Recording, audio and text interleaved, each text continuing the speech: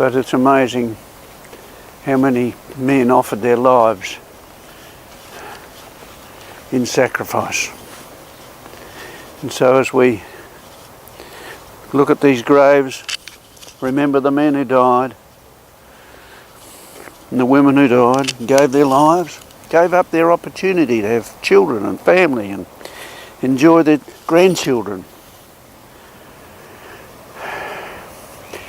My family, descendants of Granny Nickel, who came to Australia in 1839, 24 members of her descendants either were killed or served in battle.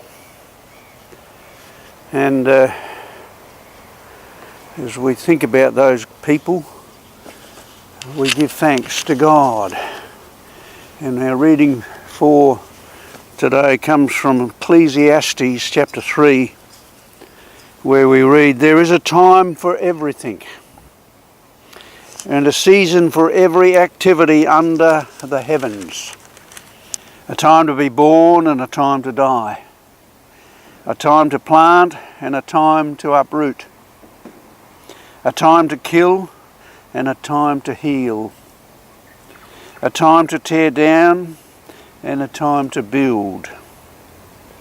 A time to weep and a time to laugh. A time to mourn and a time to dance. A time to scatter stones and a time to gather them. A time to embrace and a time to refrain from embracing. A time to search and a time to give up. A time to keep and a time to throw away. A time to tear and a time to mend. A time to be silent and a time to speak. A time to love and a time to hate. A time for war and a time for peace."